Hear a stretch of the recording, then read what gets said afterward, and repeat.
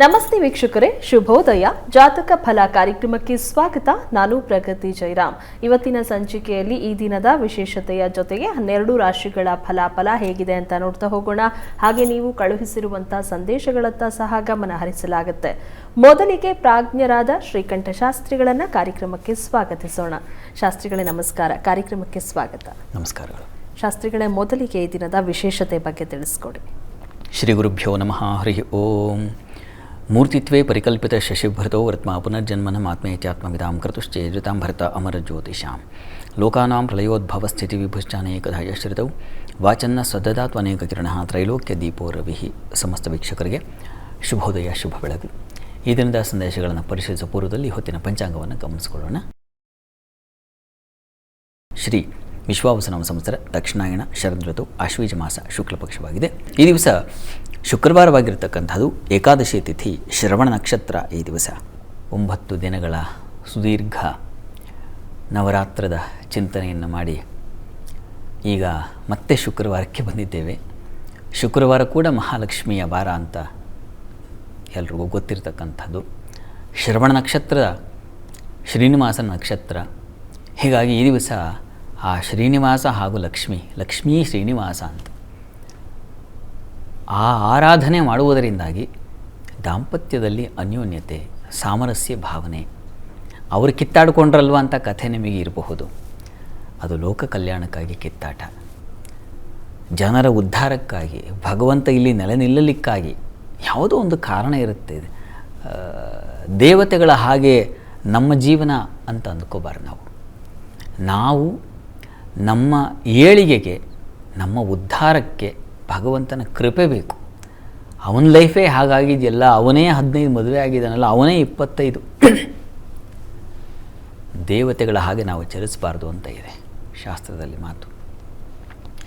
ಅವನಿಗೆ ಏನೂ ಆಗೋ ಶಕ್ತಿ ಇದೆ, ನಮಗಿದೆಯಾ? ಅವನು ಬ್ರಹ್ಮಾಂಡವನ್ನೇ ನಿರ್ಮಾಣ ಮಾಡ್ತಾನೆ, ಲಯ ಮಾಡ್ತಾನೆ, ಸೃಷ್ಟಿ ಏನು ಮಾಡ್ತಾನೆ ಆತ.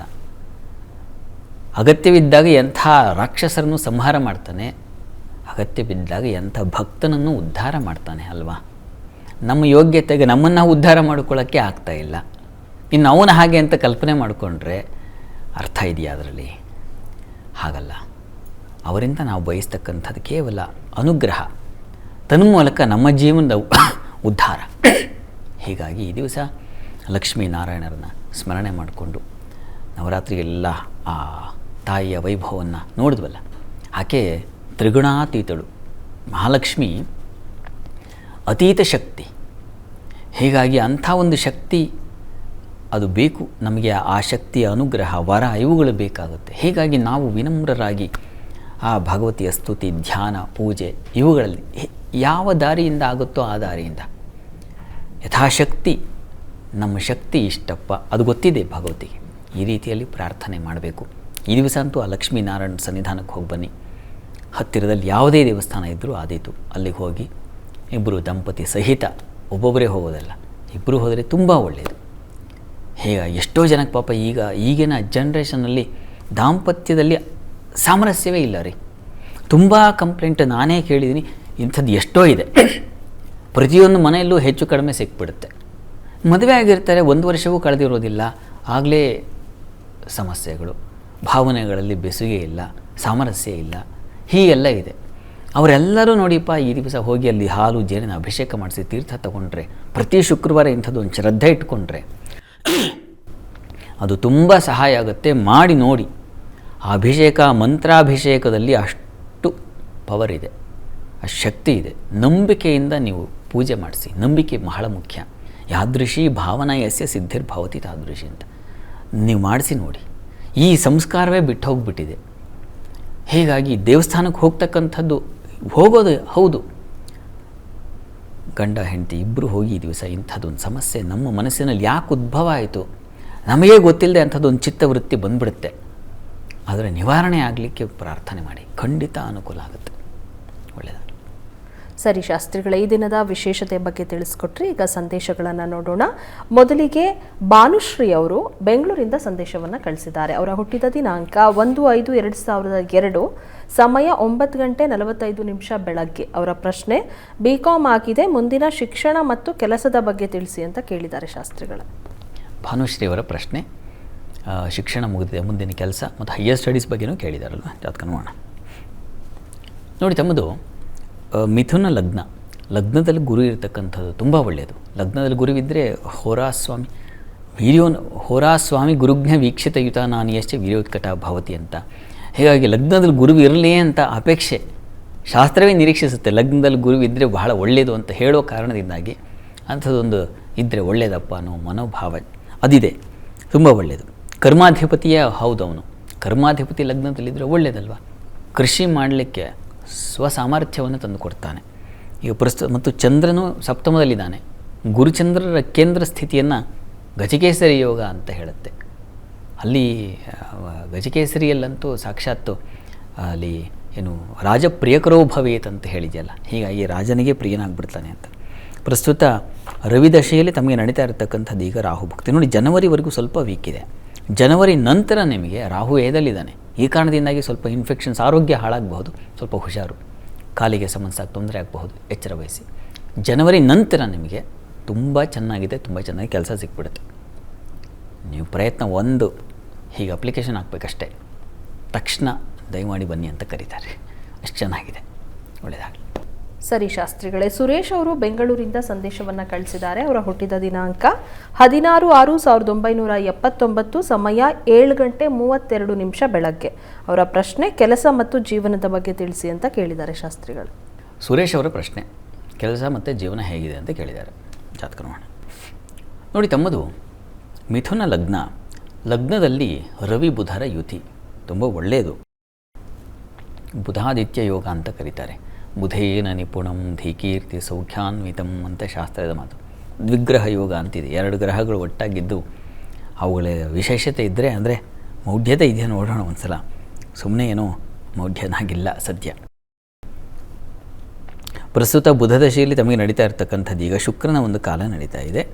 ಬುಧ ತುಂಬ ಚೆನ್ನಾಗಿದ್ದಾನೆ ಈಗಲೂ. ಅಟ್ ಪ್ರೆಸೆಂಟ್ ಬುಧನ ಸ್ಥಿತಿ ತುಂಬ ಚೆನ್ನಾಗಿದೆ. ಹೀಗಾಗಿ ಚೆನ್ನಾಗಿದೆ. ಈಗ ಜೀವನ ಹೇಗಿದೆ ಅಂತಂದರೆ ಸುಗಮವಾಗಿ ಸಾಗುವ ಕಾಲವೇ ಇದೆ. ಹೀಗಾಗಿ ಆತಂಕ ಬೇಡ, ಚೆನ್ನಾಗಿದೆ. ಚೆನ್ನಾಗಿರುವಾಗ ಹೆಚ್ಚಿನ ವಿವರಣೆ ಬೇಕಾಗಿಲ್ಲ, ಒಳ್ಳೆಯದಾಗಲಿ. ಸರಿ ಶಾಸ್ತ್ರಿಗಳೇ, ದಾನೇಶ್ವರಿ ಅವರು ದಾವಣಗೆರೆಯಿಂದ ಸಂದೇಶವನ್ನು ಕಳಿಸಿದ್ದಾರೆ. ಅವರ ಹುಟ್ಟಿದ ದಿನಾಂಕ 24/11/2001, ಸಮಯ 10:45 ಬೆಳಗ್ಗೆ. ಅವರ ಪ್ರಶ್ನೆ, MBA ಆಗಿದೆ, ಕೆಲಸದ ಬಗ್ಗೆ ತಿಳಿಸಿ ಅಂತ ಕೇಳಿದ್ದಾರೆ ಶಾಸ್ತ್ರಿಗಳೇ. ದಾನೇಶ್ವರಿ ಅವರ ಪ್ರಶ್ನೆ, MBA ಆಗಿದೆ, ಮುಂದೆ ಕೆಲಸ ಏನು ಅಂತ ನೋಡೋಣ. ನೋಡಿ ತಮ್ಮದು ಮಕರ ಲಗ್ನ, ಲಗ್ನದಲ್ಲಿ ಕುಜ ಇದ್ದಾನೆ, ರುಚಕ ಯೋಗ ತುಂಬ ಒಳ್ಳೆಯದು. ಚಂದ್ರಾತ್ ವ್ಯಯದಲ್ಲಿ, ಚಂದ್ರನಿಂದ ಹಿಂದಿನ ಮನೆಯಲ್ಲಿ ಅಂತ ಅಲ್ಲಿ ಕುಜ ಇದ್ದರೂ ಅದೊಂದು ಒಳ್ಳೆಯದು. ಅನಫ ಯೋಗ ಅಂತ ಚೆನ್ನಾಗಿದೆ ಇವರೇ.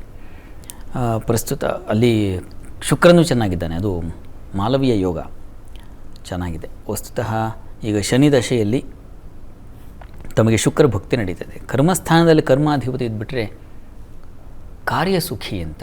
ಹೀಗಾಗಿ ಕೆಲಸ ಕಾರ್ಯಗಳಲ್ಲಿ ಅನುಕೂಲ ಉಂಟಾಗುತ್ತೆ. ನೀವು ಕೆಲಸ ಪ್ರಯತ್ನ ಮಾಡಬಹುದು. ಇವರೇ ಕೆಲಸಕ್ಕೆ ಅನುಕೂಲ ಇದೆ, ತುಂಬ ಚೆನ್ನಾಗಿದೆ.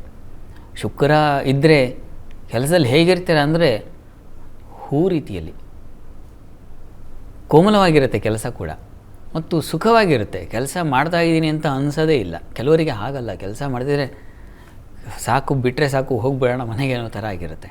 ಆದರೆ ನಿಮ್ಗೆ ಹಾಗಲ್ಲ. ಕೆಲಸ ಅನ್ನೋದು ಒಂದು ಸುಕೋಮಲವಾದ ಕಾರ್ಯ ಆಗಿರುತ್ತೆ. ಆ ರೀತಿಯಲ್ಲಿ ತುಂಬ ಚೆನ್ನಾಗಿದೆ. ಶುಕ್ರ ಅಲ್ಲಿ ಸಾಕ್ಷಾತ್ ಕರ್ಮಸ್ಥಾನದಲ್ಲಿ ಕೂತು ಬಿಟ್ಟಿದ್ದಾನಲ್ಲ, ಹೀಗಿರುವಾಗ ತುಂಬ ಲೀಲೆಯಿಂದ ಸಾಗಿಬಿಡುತ್ತೆ. ಕೆಲಸವೇ ಅನಿಸಲ್ಲ. ಮತ್ತು ಆ ಕೆಲಸದಲ್ಲಿ ಒಂದು ಕೌಶಲ್ಯವೂ ಇರುತ್ತೆ. ನೀವು ಕೆಲಸ ಮಾಡಿದ್ರೆ ಹೌದ್ರಿ, ಅವ್ರು ಇರಬೇಕು ರೀ, ಅದಾಗಿ ಕೆಲವ್ರಿಗೆ ಇರ್ತದೆ ಆ ಒಂದು ಶಕ್ತಿ. ಅವ್ರು ಕೆಲಸ ಮಾಡಿದ್ರೆ ಮತ್ತೆ ಇನ್ನೊಬ್ಬರು ಮಾತಾಡೋ ಹಾಗಿಲ್ಲ, ಹಾಗಿರುತ್ತೆ. ಆ ರೀತಿಯಲ್ಲಿ ತುಂಬ ಚೆನ್ನಾಗಿದೆ. ನಿಮಗೆ ಆ ಕೌಶಲ್ಯ ಚೆನ್ನಾಗಿದೆ ಇವರೇ, ಒಳ್ಳೆಯದಾಗಲಿ. ಸರಿ ಶಾಸ್ತ್ರಿಗಳೇ, ಇನ್ನು ರಿತ್ವಿಕ್ ಅವರು ಬೆಂಗಳೂರಿಂದ ಸಂದೇಶವನ್ನು ಕಳಿಸಿದ್ದಾರೆ. ಅವರ ಹುಟ್ಟಿದ ದಿನಾಂಕ 6/2/1991, ಸಮಯ 11:25 ಬೆಳಗ್ಗೆ. ಅವರ ಪ್ರಶ್ನೆ, ಮದುವೆ ಯಾವಾಗ ಆಗುತ್ತೆ ತಿಳಿಸ್ಕೊಡಿ ಅಂತ ಕೇಳಿದ್ದಾರೆ ಶಾಸ್ತ್ರಿಗಳು. ಋತ್ವಿಕ್ ಅವರ ಪ್ರಶ್ನೆ, ಮದುವೆ ಯಾವಾಗ ಆಗುತ್ತೆ ಅಂತ ಕೇಳಿದರೆ ನೋಡೋಣ.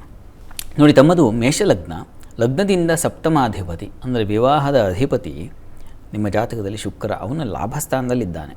ಸಪ್ತಮದಲ್ಲಿ ಚಂದ್ರ ಇದ್ದಾನೆ. ಯಾಕೆ ವಿವಾಹ ಆಗಿಲ್ಲ, ಏನು ಕಾರಣ ಅಂತಂದರೆ, ಒಂದು ಕಾರಣ ಶನಿ ದೃಷ್ಟಿ ಇದೆ ವಿವಾಹ ಸ್ಥಾನಕ್ಕೆ. ಕಲತ್ರಭೇ ಪಾಪಯುತೇಥ ದೃಷ್ಟೇ ಕಲತ್ರ ಹಾನಿಂ ಅಂತ ಮಾತಿದೆ. ಆದರೆ ಶನೈಶ್ಚರ ಸ್ವಕ್ಷೇತ್ರದಲ್ಲಿದ್ದು ನೋಡ್ತಾನೆ. ಇದು ದೋಷವ ಅಂತಂದರೆ ಸ್ವಲ್ಪ ವಿಳಂಬಕ್ಕೆ ಅವಕಾಶ ಇದೆ ಅಷ್ಟೇ. ಹಾಗಾಗಿ ವಿಳಂಬ ಆಗಿದೆ. ಈಗ ಶನಿದಶೆಯಲ್ಲಿ ತಮಗೆ ಗುರುಭುಕ್ತಿ ನಡೀತಾ ಇದೆ. ಈಗ ಅವಕಾಶ ಇದೆ, ನಿಶ್ಚಯವಾಗಿ ಅವಕಾಶ ಇದೆ. ನೀವು ಪ್ರಯತ್ನ ಮಾಡಿ, ಪ್ರಯತ್ನಕ್ಕೆ ಫಲ ಸಿಗುತ್ತೆ.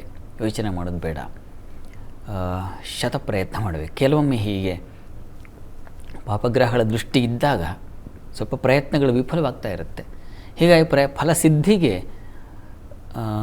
ನೀವು ಯಾವುದಾದ್ರು ದೇವತಾ ಆರಾಧನೆ ಯಾವುದು ಮಾಡಬಹುದು ಅಂತಂದರೆ ಸ್ವಯಂವರ ಪಾರ್ವತಿ ಹವನ ಅಂತ, ಅದು ತುಂಬ ಅನುಕೂಲ ಆಗುತ್ತೆ. ಚಂದ್ರನೂ ಅಲ್ಲಿದ್ದಾನೆ. ಹೀಗಾಗಿ ಚಂದ್ರ ಇದ್ದಾಗ ಸಪ್ತಮ ಸ್ಥಾನದಲ್ಲಿ ಗೌರಿಯ ಆರಾಧನೆ, ಅವುಗಳ ಫಲ ತುಂಬ ವಿಶಿಷ್ಟವಾಗಿರುತ್ತೆ. ಒಂದು ಸಲ ಪ್ರಯತ್ನ ಮಾಡಿ, ಸ್ವಯಂವರ ಪಾರ್ವತಿ ಹವನ ಮಾಡಿಸಿ, ಅನುಕೂಲ ಆಗುತ್ತೆ. ಯೋಚನೆ ಮಾಡೋದು ಬೇಡ. ಸರಿ ಶಾಸ್ತ್ರಿಗಳೇ, ಅಖಿಲೇಶ್ ಅವರು ಕಲಬುರಗಿಯಿಂದ ಸಂದೇಶವನ್ನು ಕಳಿಸಿದ್ದಾರೆ. ಅವರ ಹುಟ್ಟಿದ ದಿನಾಂಕ 15/7/2008, ಸಮಯ 7:40 ಬೆಳಗ್ಗೆ. ಅವರ ಪ್ರಶ್ನೆ ಶಿಕ್ಷಣದ ಬಗ್ಗೆ ತಿಳಿಸಿ ಅಂತ ಕೇಳಿದ್ದಾರೆ ಶಾಸ್ತ್ರಿಗಳೇ. ಅಖಿಲೇಶ್ ಅವರ ಪ್ರಶ್ನೆ ಅದು ಶಿಕ್ಷಣದ ಬಗ್ಗೆ ಕೇಳಿದ್ದಾರೆ. ಜಾತಕ ನೋಡೋಣ. ನೋಡಿ, ತಮ್ಮದು ಕರ್ಕಟಕ ಲಗ್ನವಾಗಿದೆ. ಲಗ್ನದಿಂದ ಪಂಚಮ ಸ್ಥಾನದಲ್ಲಿ ಚಂದ್ರ ಇದ್ದಾನೆ. ಪಂಚಮಾಧಿಪತಿ ದ್ವಿತೀಯದಲ್ಲಿದ್ದಾನೆ. ಶನಿ ಕುಜ ಯುತಿ ಇದೆ ದ್ವಿತೀಯದಲ್ಲಿ. ಸ್ವಲ್ಪ ಒರಟೆತನ, ಸ್ನೇಹಿತರಲ್ಲಿ ಸ್ವಲ್ಪ ಕೆಟ್ಟವರ ಸಹವಾಸ ಮಾಡಿಬಿಡೋ ಸಾಧ್ಯತೆ ಇದೆ ಇವರೇ. ಹೀಗಾಗಿ ಸ್ವಲ್ಪ ಹುಷಾರಾಗಿರಿ ದಯವಿಟ್ಟು. ನಿಮ್ಮ ಬುದ್ಧಿ ಹೇಗಾಗುತ್ತೆ ಅಂದರೆ ಸ್ವಲ್ಪ ಚಂಚಲ, ಈ ರೀತಿಯಲ್ಲಿ ಸೂಚಿಸ್ತಾ ಇದೆ. ಹೀಗಾಗಿ ಬಹಳ ಬಹಳ ಎಚ್ಚರಿಕೆ ಬೇಕು. ಲಲಿತಾರಾಧನೆ ಮಾಡಿ, ಸುಬ್ರಹ್ಮಣ್ಯ ಪ್ರಾರ್ಥನೆ ಮಾಡಿ, ಎರಡೂ ಬೇಕು. ಪ್ರತಿ ಮಂಗಳವಾರ ಅಮ್ಮನವರು ಸಹಿತವಾಗಿರತಕ್ಕಂಥ ಸುಬ್ರಹ್ಮಣ್ಯ ಸನ್ನಿಧಾನ ಇದ್ದರೆ ಹುಡುಕೊಳ್ಳಿ. ಅಲ್ಲಿಗೆ ಪ್ರತಿ ಮಂಗಳವಾರ ಹೋಗಿ ಬನ್ನಿ. ಅಲ್ಲಿ ಸುಬ್ರಹ್ಮಣ್ಯ ಸ್ವಾಮಿಗೆ ಅಭಿಷೇಕ, ರುದ್ರಾಭಿಷೇಕ ಮಾಡಿಸಿ, ತೀರ್ಥ ಸೇವನೆ ಮಾಡಿ. ಇದು ತುಂಬ ಸಹಾಯವಾಗುತ್ತೆ. ಬುದ್ಧಿ ಚಂಚಲವಾಗಲ್ಲ. ಮುಂದುವರಿಲಿಕ್ಕೆ ನಿಮಗೆ ವಸ್ತುತಃ ಗುರಿ ಇಟ್ಕೊಂಡು ಸಾಗಿದ್ರೆ ಅನುಕೂಲ ಆಗುತ್ತೆ. ಆದರೆ ಈ ಸ್ನೇಹಿತರಿಂದ ನೀವು ಹಾದಿ ತಪ್ಪಿ ಬಿಡೋ ಸಾಧ್ಯತೆ ಇರುತ್ತೆ. ಬಹಳ ಬಹಳ ಜಾಗ್ರತೆ ವಹಿಸಿ. ಒಳ್ಳೆಯದಾಗಲಿ. ಶಾಸ್ತ್ರಿಗಳೇ, ಈ ದಿನ 12 ರಾಶಿಗಳ ಫಲಾಫಲ ಯಾವ ರೀತಿಯಾಗಿದೆ? 12 ರಾಶಿಗಳ ಫಲಾಫಲ ತಿಳಿಯುವ ಮುನ್ನ ಇವತ್ತಿನ ಗ್ರಹ ಸ್ಥಿತಿಯನ್ನು ಗಮನಿಸ್ಕೊಳ್ಳೋದಾದರೆ, ಮಿಥುನ ರಾಶಿಯಲ್ಲಿ ಗುರು ಇರತಕ್ಕಂಥದ್ದು, ಸಿಂಹರಾಶಿಯಲ್ಲಿ ಕೇತುವಿನ ಸ್ಥಿತಿಯನ್ನು, ಶುಕ್ರನ ಸ್ಥಿತಿಯನ್ನು ಕಾಣ್ತಾ ಇದ್ದೀವಿ. ರವಿ ಇರತಕ್ಕಂಥದ್ದು ಕನ್ಯಾ ರಾಶಿಯಲ್ಲಿ, ತುಲಾ ರಾಶಿಯಲ್ಲಿ ಕುಜ ಬುಧರ ಯುತಿಯನ್ನು ನೋಡ್ತಾ ಇದ್ದೀವಿ. ನಿನ್ನೆ ಪರಿವರ್ತನೆಯಾಗಿದೆ ಬುಧ. ಇನ್ನು ಚಂದ್ರ ಇರತಕ್ಕಂಥದ್ದು ಮಕರ ರಾಶಿಯಲ್ಲಿ, ರಾಹು ಇರತಕ್ಕಂಥದ್ದು ಕುಂಭರಾಶಿಯಲ್ಲಿ, ಶನೈಶ್ಚರ ಮೀನರಾಶಿಯಲ್ಲಿ. ಹೇಗಿರುವಾಗ 12 ರಾಶಿಗಳ ಫಲಾಫಲ ತಿಳಿತಾ ಹೋಗೋಣ. ಮೊದಲಿಗೆ ಮೇಷರಾಶಿ. ಈ ದಿವಸ ನೋಡಿ, ನಿಮಗೆ ನಿಮ್ಮ ರಾಶಿಯಿಂದ ಸಪ್ತಮದಲ್ಲಿ ಮಾಂದಿ ಉದಿಯಾಗಿದೆ. ಜೊತೆ ಕುಜನೂ ಇದ್ದಾನೆ. ಆರೋಗ್ಯದಲ್ಲಿ ಸ್ವಲ್ಪ ವ್ಯತ್ಯಾಸ ಆಗಬಹುದು. ಸಂಗಾತಿಯಲ್ಲಿ ಭಿನ್ನಾಭಿಪ್ರಾಯ ಬರಬಹುದು. ಸಂಗಾತಿಯಲ್ಲಿ ವೈಷಮ್ಯವೂ ಬರಬಹುದು. ಭಿನ್ನಾಭಿಪ್ರಾಯ, ಕಿತ್ತಾಟ ಉಂಟಾಗಬಹುದು. ಬಹಳ ಜಾಗ್ರತೆ ಬೇಕು. ಅಲ್ಲಿ ಷಷ್ಠಾಧಿಪತಿ ಬುಧನೂ ಸೇರಿದ್ದಾನೆ ಮಾಂದಿ ಜೊತೆಗೆ. ಹೀಗಾಗಿ ಬೌದ್ಧಿಕ ಕ್ಲಾಶಸ್, ಬಂಧುಗಳ ಜೊತೆಗೆ ಅವರನ್ನು ವಹಿಸಿಕೊಂಡು ಅಥವಾ ಅವರನ್ನು ಬಿಟ್ಟುಬಿಟ್ಟು ಈ ಕಾರಣದಿಂದಾಗಿ ಬರತಕ್ಕಂಥ ತೊಂದರೆಗಳು, ಭಿನ್ನಾಭಿಪ್ರಾಯಗಳು ಸಾಧ್ಯತೆ ಹೆಚ್ಚಾಗಿದೆ. ಹುಷಾರು. ಕೆಲಸ ಕಾರ್ಯಗಳಲ್ಲಿ ತುಂಬ ಚೆನ್ನಾಗಿದೆ. ವೃತ್ತಿಯಲ್ಲಿ ಸ್ತ್ರೀಯರಿಗೆ ಹೆಚ್ಚಿನ ಬಲ, ಒಂದು ಶಕ್ತಿ, ಕಾರ್ಯಶಕ್ತಿ ಇದೆಲ್ಲ ತುಂಬ ಚೆನ್ನಾಗಿದೆ. ಬಂಧುಗಳ, ನಿಮಗೆ ಮುಖ್ಯವಾಗಿ ತಾಯಿ ಬಂಧುಗಳಿಂದ ಸಹಕಾರ ತುಂಬ ಚೆನ್ನಾಗಿದೆ. ಇನ್ನು ಸ್ನೇಹಿತರ ಸಹಕಾರ ತುಂಬ ಚೆನ್ನಾಗಿದೆ. ನೀರಿನ ಸೌಕರ್ಯ, ಸಮೃದ್ಧಿ ಇದೆಲ್ಲ ತುಂಬ ಚೆನ್ನಾಗಿದೆ. ಗೃಹ ಸೌಖ್ಯ ಚೆನ್ನಾಗಿದೆ. ದಾಂಪತ್ಯ ಒಂದೇ ಎಚ್ಚರವಾಗಿರಬೇಕು. ನಾನು ಹೇಳಿದ್ನಲ್ಲ ಪ್ರಾರಂಭದಲ್ಲಿ, ದಾಂಪತ್ಯದ ಭಿನ್ನಾಭಿಪ್ರಾಯಗಳಿಗೆ ಲಕ್ಷ್ಮೀನಾರಾಯಣರ ಪ್ರಾರ್ಥನೆ ಮಾಡಿ. ಇನ್ನು ವೃಷಭ ರಾಶಿಯವರಿಗೆ ಈ ದಿವಸ ನಿಮಗೆ ಸ್ವಲ್ಪ ಶರೀರಕ್ಕೆ ಪೆಟ್ಟು ಬೀಳಬಹುದು. ಹುಷಾರಾಗಿರಿ. ಮತ್ತು ಶುಕ್ರನಿಗೆ ದುರ್ಬಲತೆ ಇದೆ. ಹೀಗಾಗಿ ಆರೋಗ್ಯದಲ್ಲಿ ವ್ಯತ್ಯಾಸ ಆಗ್ತಕ್ಕಂಥ ಸಾಧ್ಯತೆ ಇರುತ್ತೆ. ಎಚ್ಚರ ವಹಿಸಿ. ಈ ದಿವಸ ಧರ್ಮ ಕಾರ್ಯಗಳಲ್ಲಿ ಯಾವುದೋ ಒಂದು ಶುಭ ಕಾರ್ಯ, ಯಾವುದೋ ಹೋಮ, ಯಜ್ಞ, ಯಾಗ ಇಂಥವುಗಳಲ್ಲಿ ಭಾಗಿಯಾಗೋದು. ಇನ್ನೂ ನವರಾತ್ರಿ ಮುಗಿದಿಲ್ಲಪ್ಪ, ಇನ್ನೂ ದೇವಿಯ ಆರಾಧನೆ ನಡೀತಾ ಇದೆ ಅನ್ನುವ ಹಾಗೆ ಈ ದಿವಸವೂ ಒಂದು ಕಡೆ ಹೋಗಿ ಬರ್ತಕ್ಕಂಥದ್ದು. ಆ ರೀತಿಯಲ್ಲಿ ನಿಮಗೆ ಒಂದು ಶ್ರದ್ಧೆ, ಧರ್ಮ ಶ್ರದ್ಧೆ ಇದೆ. ಪ್ರಾರ್ಥನೆಗೆ ದಿವಸ ದುರ್ಗಾ ಕವಚ ಹೇಳ್ಕೊಳ್ಳಿ. ಇನ್ನು ಮಿಥುನ ರಾಶಿಯವರಿಗೆ ದಿವಸ ಸ್ತ್ರೀಯರಿಗೆ ಸ್ವಲ್ಪ ನಷ್ಟ, ಹಣ ನಷ್ಟ ಮಾಡ್ಕೊಳ್ತೀರಾ. ಕುಟುಂಬದಲ್ಲೂ ಅಷ್ಟೇ ಸ್ವಲ್ಪ ಮಟ್ಟಿಗಿನ ಘರ್ಷಣೆ, ಕಲಹ ಈ ಥರದ್ದು ವಾತಾವರಣ ಇದೆ. ಯಾರೋ ಏನೋ ಅಂದುಬಿಡ್ತಾರೆ, ಅದು ನಿಮ್ಮ ಮನಸ್ಸಿಗೆ ತುಂಬ ಕಾಡಿಬಿಡುತ್ತೆ. ಆ ರೀತಿಯಲ್ಲಿ ಯೋಚನೆ ಮಾಡಿ ಸಾಕಾಗ್ಬಿಡುತ್ತೆ. ಹಾಗಾಗತ್ತೆ ಈ ದಿವಸ. ಬುದ್ಧಿಸ್ಥಾನದಲ್ಲಿ ಬೇರೆ ಮಂದಿ ಇದೆ. ಹೀಗಾಗಿ ಬೌದ್ಧಿಕವಾಗಿಯೂ ಸ್ವಲ್ಪ ಕುಸಿತ ಉಂಟಾಗುತ್ತೆ. ಹೀಗಾಗಿ ಬಹಳ ಎಚ್ಚರಿಕೆ ಬೇಕು. ಇನ್ನು ಶಿಲ್ಪಶಾಸ್ತ್ರ ಇಂಥ ಕೆಲಸಗಳಲ್ಲಿರ್ತಕ್ಕಂಥವ್ರಿಗೆ ತುಂಬ ಚೆನ್ನಾಗಿದೆ. ಈ ದಿವಸ ಪ್ರಾರ್ಥನೆಗೆ ಅಮ್ಮನವ್ರ ಸನ್ನಿಧಾನಕ್ಕೆ ಸ್ವಲ್ಪ ಅಕ್ಕಿ ದಾನ ಮಾಡಿ. ಕರ್ಕಟಕ ರಾಶಿಯವರಿಗೆ ಈ ದಿವಸ ನೋಡಿ ದಾಂಪತ್ಯದಲ್ಲೇ ಸಾಮರಸ್ಯ, ಶಿಲ್ಪಶಾಸ್ತ್ರ, ಕಲೆ ಇಂಥ ಕ್ಷೇತ್ರಗಳಲ್ಲಿರೋರಿಗೆ ತುಂಬ ಚೆನ್ನಾಗಿದೆ. ಮತ್ತು ಈ ದಿವಸ ಕುಟುಂಬದಲ್ಲಿ ಸ್ವಲ್ಪ ಹೆಣ್ಮಕ್ಕಳಿಗೆ ಸ್ವಲ್ಪ ಅಸಮಾಧಾನದ ವಾತಾವರಣ ಇರ್ತದೆ. ಆದರೆ ದಾಂಪತ್ಯ ಅನ್ಯೋನ್ಯತೆ ತುಂಬ ಚೆನ್ನಾಗಿದೆ. ಹಾಲು ಹೈನುಗಾರರಿಗೆ ತುಂಬ ಚೆನ್ನಾಗಿದೆ. ಕೆಲಸ ಕಾರ್ಯಗಳಲ್ಲೂ ನಿಮಗೆ ಸ್ವಲ್ಪ ಬಲ ಚೆನ್ನಾಗಿದೆ. ಕರ್ಮಾಧಿಪತಿ ಬುಧನ ಜೊತೆಗಿದ್ದಾಗ ಕಾರ್ಯಗಳಲ್ಲಿ ಉಂಟಾಗುತ್ತೆ, ಅನುಕೂಲದ ವಾತಾವರಣ ಕಾಣಬಹುದು. ಪ್ರಾರ್ಥನೆಗೆ ಈ ದಿವಸ ನಿಮಗೆ ಅನ್ನಪೂರ್ಣೇಶ್ವರಿ ಪ್ರಾರ್ಥನೆ ಮಾಡಿ. ಇನ್ನು ಸಿಂಹರಾಶಿಯವರಿಗೆ ವಾಗ್ಬಲ ಇದೆ, ಮಾತಿನ ಕೌಶಲ್ಯ ಚೆನ್ನಾಗಿರ್ತದೆ, ಸ್ವಲ್ಪ ಭಯ ಇರ್ತದೆ, ಹುಷಾರು. ನರಸಿಂಹ ಪ್ರಾರ್ಥನೆ ಮಾಡ್ಕೊಳ್ಳಿ, ತುಂಬ ಅನುಕೂಲ ಆಗುತ್ತೆ. ಇನ್ನು ಈ ದಿವಸ ಸ್ತ್ರೀಯರಿಗೆ ಸ್ವಲ್ಪ ಆರೋಗ್ಯ ವ್ಯತ್ಯಾಸ ಆಗ್ತಕ್ಕಂಥದ್ದು, ಆರೋಗ್ಯ ವ್ಯತ್ಯಾಸದಿಂದ ನಷ್ಟ, ಹಣ ನಷ್ಟ, ಹಾಸ್ಪಿಟ್ಲಿಗೆ ಓಡಾಡಿ ಅಲದಾಡಿ ಚೆಕಪ್ಪು ಒಂದು ಸಲ ಹೋಗಿಬಿಟ್ರೆ ಅದು ಇದು ಮತ್ತೊಂದು ಟೆಸ್ಟು ಅಂತ ಈ ಥರ ಆಗಿಬಿಡೋ ಸಾಧ್ಯತೆ ಇರುತ್ತೆ. ಆ ರೀತಿಯಲ್ಲಿ ಒಂದು ಓಡಾಟ ತೊಡಕಾಟ ಇದೆ. ಪ್ರಾರ್ಥನೆಗೆ ಈ ದಿವಸ ಅಮ್ಮನವರ ಸನ್ನಿಧಾನದಲ್ಲಿ ಅಭಿಷೇಕ ಮಾಡಿಸಿ. ಕನ್ಯಾ ರಾಶಿಯವರಿಗೆ ನೋಡಿ, ನಿಮ್ಮ ರಾಶಿಯಿಂದ ದ್ವಿತೀಯದಲ್ಲಿದ್ದಾನೆ ಬುಧ ಕುಜನ ಜೊತೆಗಿದ್ದರೆ ವಾಗ್ಮೀ ಚೌಷಧ ಶಿಲ್ಪಶಾಸ್ತ್ರ ಕುಶಲಃ ಅಂತ ಹೇಳಿದೆ. ಹೀಗಾಗಿ ಮಾತು ಚೆನ್ನಾಗಿರುತ್ತೆ, ಸ್ವಲ್ಪ ಕಠಿಣವಾಗಿ ಒರಟಾಗಿದ್ದರೂ ಆದರೆ ಅದಕ್ಕೊಂದು ತೂಕ ಇರುತ್ತೆ. ಆ ರೀತಿಯಲ್ಲಿ ವಿದ್ಯಾರ್ಥಿಗಳಿಗೆ ಅನುಕೂಲಕರವಾಗಿದೆ. ಅಷ್ಟಮಾಧಿಪತಿ, ಹೀಗಾಗಿ ಸ್ವಲ್ಪ ಹುಷಾರು, ಹಣಕಾಸಿನ ವಿಚಾರದಲ್ಲಿ ಎಚ್ಚರ ವಹಿಸಿ. ಇನ್ನು ಉಳಿದ ಹಾಗೆ ಈ ದಿವಸ ಚಂದ್ರ ಪಂಚಮದಲ್ಲಿದ್ದರೆ ಬುದ್ಧಿಶಕ್ತಿ ಚೆನ್ನಾಗಿರುತ್ತೆ. ಸ್ತ್ರೀಯರಿಗೆ ಹೆಚ್ಚಿನ ಆಲೋಚನಾ ಶಕ್ತಿ, ಸ್ತ್ರೀಯರ ಒಂದು ನಿಲುವು ನಿರ್ಧಾರಗಳಿಗೆ ಹೆಚ್ಚಿನ ಮಾನ್ಯತೆ, ಬೆಲೆ ಈ ರೀತಿಯಲ್ಲಿ ತುಂಬ ಚೆನ್ನಾಗಿದೆ. ವೃತ್ತಿಯಲ್ಲೂ ಅನುಕೂಲದ ವಾತಾವರಣ ಇದೆ, ಆತಂಕ ಬೇಡ. ಪ್ರಾರ್ಥನೆಗೆ ಈ ದಿವಸ ನೋಡಿ ದ್ವಿತೀಯದಲ್ಲಿ ಮಾಂದಿಯೂ ಇದೆ ಈ ದಿವಸ, ಹೀಗಾಗಿ ಸ್ವಲ್ಪ ಅನ್ನಪೂರ್ಣೇಶ್ವರಿ ಆರಾಧನೆ ಮಾಡಿ. ತುಲಾರಾಶಿಯವರಿಗೆ ನೋಡಿ, ನಿಮ್ಮ ರಾಶಿಯಲ್ಲಿರ್ತಕ್ಕಂಥ ಬುಧ, ಮಾಂದಿ ಮತ್ತು ಕುಜ ಇವುಗಳಿಂದಾಗಿ ಸ್ಕಿನ್ ಅಲರ್ಜಿ ಆಗೋ ಸಾಧ್ಯತೆ ಹೆಚ್ಚಾಗಿದೆ. ಸ್ವಲ್ಪ ಸಣ್ಣದು ಕೂಡ ಏನಪ್ಪ ಇಷ್ಟು ವಿಸ್ತಾರ ಆಯ್ತಲ್ಲ, ಇಷ್ಟು ವ್ರಣ ಆಗೋಯ್ತಲ್ಲ ಅಂತ ಬಾಧೆ ಉಂಟಾಗೋ ಸಾಧ್ಯತೆ ಇರ್ತದೆ, ಎಚ್ಚರ ವಹಿಸಿ. ಆದರೆ ಕೌಶಲ್ಯ ಇದೆ, ಅಲ್ಲಿ ಬುಧ ಮತ್ತು ಕುಜನಿಗೆ ಹೇಳ್ತಾ ಇದ್ದೀನಲ್ಲ, ವಾಗ್ಮೀಚ ಔಷಧ ಶಿಲ್ಪಶಾಸ್ತ್ರ ಕುಶಲಃ ಸೌಮ್ಯಾನ್ವಿತೆ ಭೂಸುತೆ ಅಂತ ಬರುತ್ತೆ. ಹೀಗಾಗಿ ಕೌಶಲ್ಯ ಇದೆ ನಿಮಗೆ, ಇಲ್ಲ ಅಂತಲ್ಲ, ಆದರೆ ಹೆಚ್ಚಿನ ಒಂದು ಬಾಧೆ ಆರೋಗ್ಯದ ಕಡೆ ಗಮನ ಕೊಡಿ. ಮಾಂದ್ಯವೇ ಇದೆ, ಈ ಕಾರಣದಿಂದ ತಲೆನೋವು, ಮತ್ತು ತಲೆಯಲ್ಲೇನೋ ಅಲರ್ಜಿ ಆಗ್ತಕ್ಕಂಥದ್ದು ಈ ರೀತಿಯ ಸಾಧ್ಯತೆ, ಹುಷಾರು, ಬಹಳ ಬೇಗ ತಪಾಸಣೆ ಮಾಡಿಸಿ. ಕೆಲಸ ಕಾರ್ಯಗಳಲ್ಲಿ ತುಂಬ ಚೆನ್ನಾಗಿದೆ, ದಿಗ್ಬಲ ಚಂದ್ರನಿಂದ, ಹೀಗಾಗಿ ಕುಟುಂಬದಲ್ಲೂ ಹೆಚ್ಚಿನ ಅನುಕೂಲಗಳು, ಸ್ತ್ರೀಯರಿಗೆ ಹೆಚ್ಚಿನ ಬಲ, ಕೃಷಿಕರಿಗೆ ತುಂಬ ಚೆನ್ನಾಗಿದೆ, ಧಾನ್ಯ ವ್ಯಾಪಾರಗಳು, ದಿನಸಿ ವ್ಯಾಪಾರಗಳಿಗೆ ತುಂಬ ಚೆನ್ನಾಗಿದೆ, ಹಾಲಿನ ವ್ಯಾಪಾರಿಗಳಿಗೆ, ಡೈರಿ ಪ್ರಾಡಕ್ಟ್ ಅವರಿಗೆ ತುಂಬ ವಿಶೇಷವಾದ ಲಾಭ ಇದೆ, ಕೆಲಸಗಳಲ್ಲಿ ಹೆಣ್ಣುಮಕ್ಕಳಿಗೆ ಹೆಚ್ಚಿನ ವಿಶೇಷ ಗೌರವ ಇದೆ, ಚೆನ್ನಾಗಿದೆ ಇವರೇ. ಪ್ರಾರ್ಥನೆಗೆ ನರಸಿಂಹ ಕವಚ, ಸುಬ್ರಹ್ಮಣ್ಯ ಕವಚ ಎರಡೂ ಹೇಳ್ಕೊಳ್ಳಿ. ಇನ್ನು ವೃಶ್ಚಿಕ ರಾಶಿಯವರಿಗೆ ಅತಿ ವ್ಯಯ, ಕಾಲಿಗೆ ಪೆಟ್ಟು ಬೀಳ್ತಕ್ಕಂಥದ್ದು, ಕಾಲಿಗೆ ಅಲರ್ಜಿ ಆಗ್ತಕ್ಕಂಥದ್ದು, ಈ ರೀತಿಯಲ್ಲಿ ಬಾಧೆ ಇದೆ, ಹುಷಾರು, ಎಚ್ಚರ ವಹಿಸಿ. ಇನ್ನು ಕೆಲಸ ಕಾರ್ಯಗಳಲ್ಲಿ ಅನುಕೂಲ ಇದೆ, ಆತಂಕ ಬೇಡ. ಸಹೋದರ ಸಹಕಾರ, ಸೇವಕರ ಸಹಾಯ ಇದೆಲ್ಲ ತುಂಬ ಚೆನ್ನಾಗಿದೆ. ಇನ್ನು ಸಂಗಾತಿಯಲ್ಲೂ ಅಷ್ಟೇ ಅನ್ಯೋನ್ಯತೆ ಇದೆ, ಆತಂಕ ಬೇಡ. ಪ್ರಾರ್ಥನೆಗೆ ದಿವಸ ಸುಬ್ರಹ್ಮಣ್ಯ ಸನ್ನಿಧಾನಕ್ಕೆ ಸ್ವಲ್ಪ ಹೆಸರು ಕಾಳು ಮತ್ತು ಈ ತೊಗರಿ ಕಾಳು ಎರಡನ್ನು ಕೊಡಿ. ಇನ್ನು ಧನುರಾಶಿಯವರಿಗೆ ದಿವಸ ನಿಮಗೆ ಲಾಭದಲ್ಲಿರ್ತಕ್ಕಂಥ ಕುಜಬುದ್ಧರಿಂದಾಗಿ ಔಷಧ ವ್ಯಾಪಾರಿಗಳಿಗಂತೂ ತುಂಬ ಚೆನ್ನಾಗಿದೆ, ವಿಶೇಷ ಲಾಭ. ಮತ್ತು ಈ ಪ್ಯಾರಾಮೆಡಿಕಲ್ ಅಂತ ಕ್ಷೇತ್ರ ಇದೆಯಲ್ಲ, ಅಲ್ಲಿರ್ತಕ್ಕಂಥವ್ರಿಗೆಲ್ಲ ಕೆಲಸಗಾರರಿಂದ ಹಿಡಿದು ಮಾಲೀಕರವರೆಗೆಲ್ಲ ತುಂಬ ಚೆನ್ನಾಗಿದೆ, ವಿಶೇಷ ಲಾಭ, ವಿಶೇಷ ಅನುಕೂಲಗಳು ತುಂಬ ಚೆನ್ನಾಗಿದೆ. ವಿದೇಶ ವಹಿವಾಟಿನ ಅನುಕೂಲ, ಗ್ಯಾರೇಜ್ಗಳಲ್ಲಿ ಕೆಲಸ ಮಾಡೋರಿಗೆ ತುಂಬ ಚೆನ್ನಾಗಿದೆ. ಎಲೆಕ್ಟ್ರಿಕಲ್ ಕ್ಷೇತ್ರಗಳಲ್ಲಿರೋರಿಗೆ ಹೆಚ್ಚಿನ ಲಾಭಗಳಿಗೆ ಅವಕಾಶ ಇದೆ. ಇನ್ನು ರಾಜಕಾರಣಿಗಳಿಗೆ ತುಂಬ ಚೆನ್ನಾಗಿದೆ, ಸರ್ಕಾರಿ ವಲಯದಲ್ಲಿರ್ತಕ್ಕಂಥವರಿಗೆ ಲಾಭದಾಯಕವಾಗಿದೆ ಈ ದಿವಸ.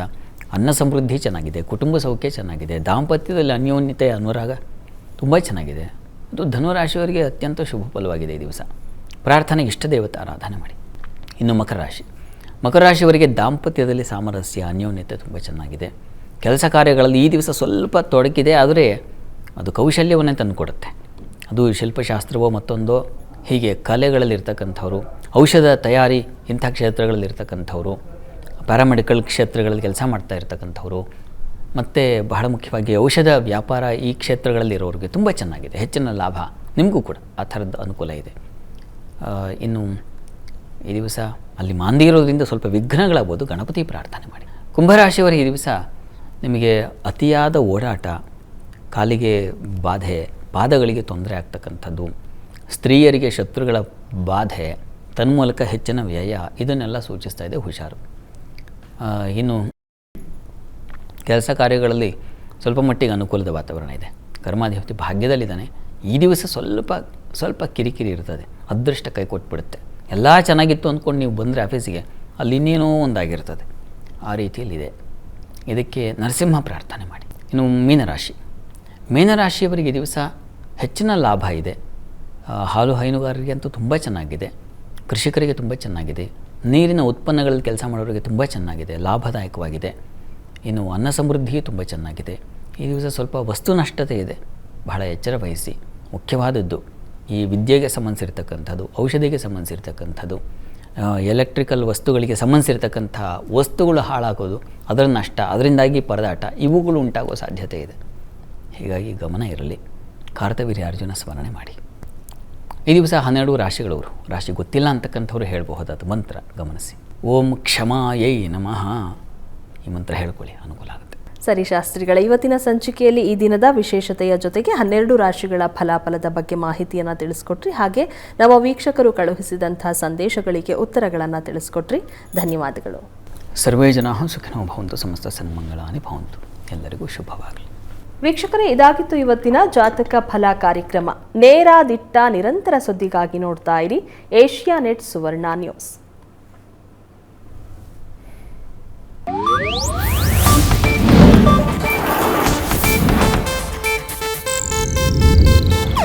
ಇದು ಏಷ್ಯಾನೆಟ್ ನ್ಯೂಸ್ ನೆಟ್ವರ್ಕ್ ಪ್ರಸ್ತುತಿ.